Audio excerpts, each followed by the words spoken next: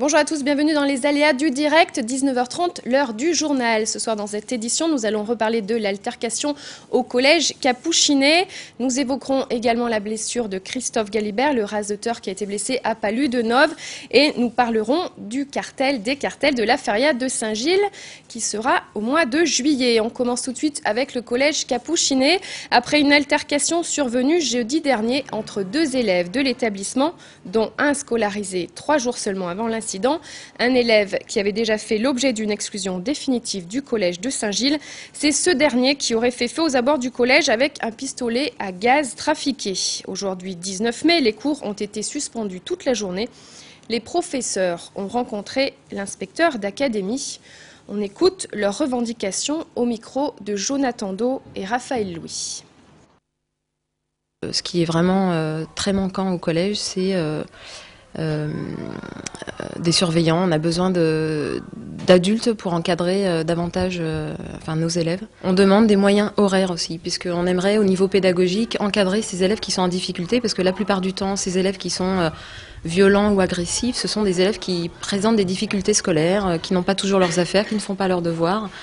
Et on aimerait apporter des solutions pédagogiques plutôt que exclusion de cours, etc., où finalement on reporte le problème sur la vie scolaire. Actuellement, on estime qu'on a vraiment un manque de moyens humains et matériels. Je redoute que ça ternisse l'image du collège dans la mesure où il y a beaucoup d'actions positives qui se font dans cet établissement, avec par exemple un forum des métiers avec des élèves de 3e, avec beaucoup d'autres choses. Aujourd'hui, nous avons les lycéens du lycée européen de Bruxelles qui sont là pour faire un concert.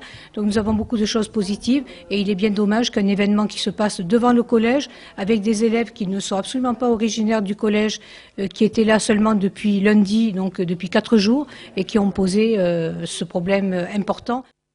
L'inspecteur d'académie a annoncé la création d'un poste de surveillance supplémentaire dès lundi prochain. Un effectif encore insuffisant selon le corps enseignant qui attendait au moins 2 postes supplémentaires. Accident aux arènes. Des nouvelles de Christophe Galibert, le raseteur sérieusement blessé à Palu-de-Nove dans la course de dimanche dernier. Il a reçu 4 coups de corne et a été transporté par hélicoptère sur l'hôpital de Marseille. On va revoir le choc donc de ce dimanche. Des images tournées pendant la course, des images violentes.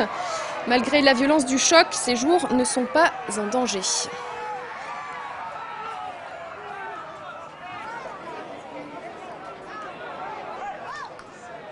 Aucun organe vital n'a été touché. Patrick Mallet, notre spécialiste de tauromachie camarguaise, l'a contacté par téléphone. Il se porte bien, un miraculé. On lui souhaite un prompt rétablissement.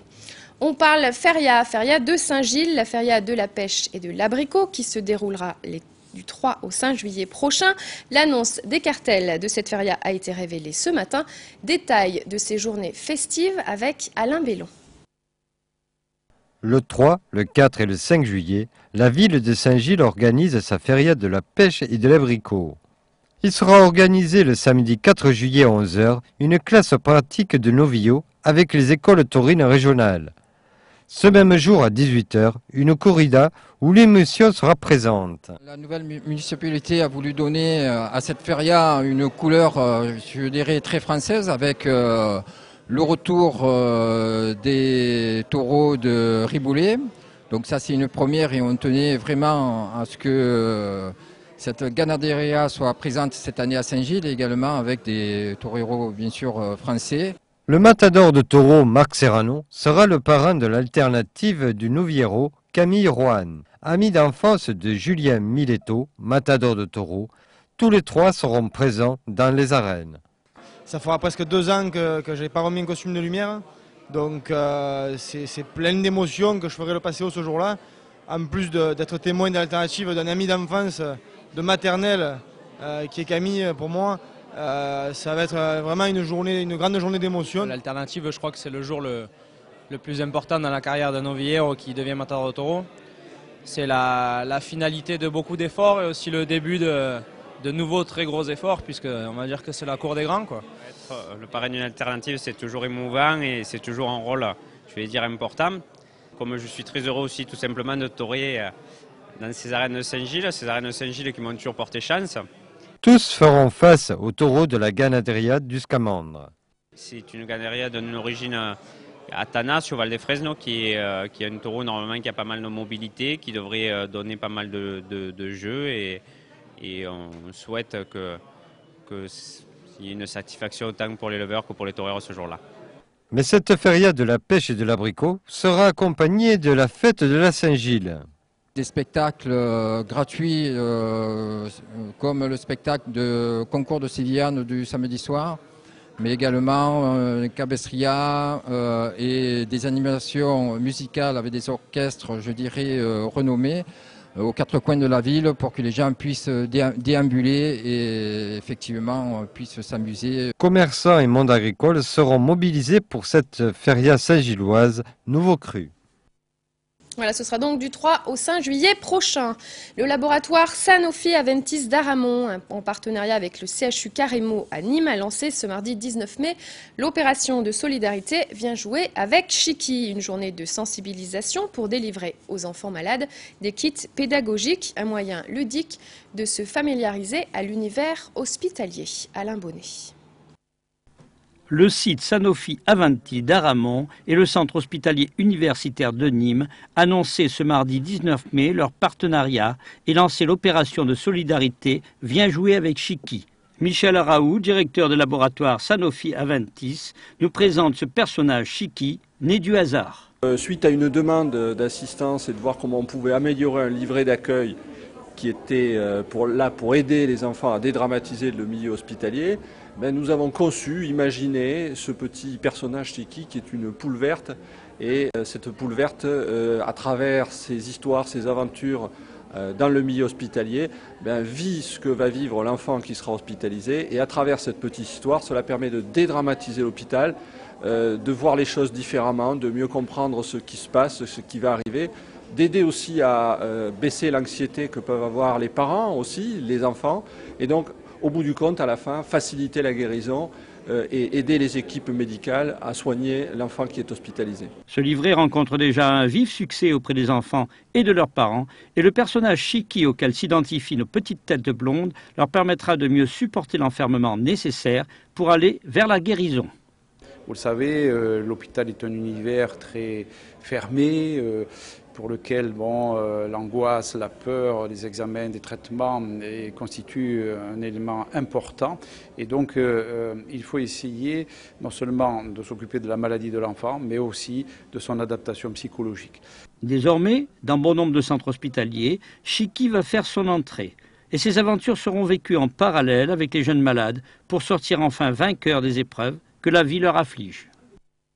Vert d'eau, une couleur évocatrice de douceur, de nature et de relaxation. Vert d'eau, c'est aussi le nom d'un salon depuis cette année à Nîmes. Une nouveauté au cœur des jardins de La Fontaine, site classé jardin remarquable de France. Un lieu idéal pour parler plantes aquatiques ou terrestres et surtout pour sensibiliser les professionnels et le public à l'arrosage éco-raisonné. L'arroseur arrosé, Alain Bellon. Comment construire ou simplement embellir votre jardin ou votre balcon en pensant développement et aménagement durable? C'est la question à laquelle a tenté de répondre le salon Vert d'eau pour sa première édition. Visiteurs, paysagistes ou jardiniers sont venus ici chercher des solutions respectueuses de la nature. L'idée, c'est quand même de sensibiliser et d'informer vraiment sur l'éco-arrosage, en tout cas sur l'arrosage éco-raisonné, pardon. Et c'est vrai qu'on peut s'apercevoir qu'ici, on est sensibilisé à la nature et à l'environnement. Parce qu'on a envie d'avoir un jardin durable, on a envie d'avoir de belles plantes dans le jardin, mais pas n'importe comment. Et ici, tous les professionnels, en tout cas du jardin, tous les professionnels du secteur du jardin pourront avoir de bons conseils et repartir avec des plantes économes en eau, en tout cas, et puis avoir pas mal d'idées avec les paysagistes, etc. Voilà. Produits et traitements bio, système d'arrosage contrôlé, énergie renouvelable, autant de techniques à utiliser à long terme pour une préservation durable de l'environnement. On s'aperçoit qu'on vit en famille. Ouais. On vit en famille et c'est plus l'idée que l'homme fait le potager et la femme s'occupe des fleurs. Cette idée-là, elle est finie depuis bien longtemps. On est tous sensibilisés à l'environnement et au respect de la nature. Et on peut avoir, je me répète, mais on peut avoir quand même un jardin économe et avec de belles plantes vraiment ici sur le jardin. Face à l'urgence d'agir contre la dégradation de l'état de notre planète, chacun d'entre nous peut, à son échelle, faire un geste en cultivant autrement et en respectant les générations futures et tous les êtres vivants qui peuplent notre planète bleue.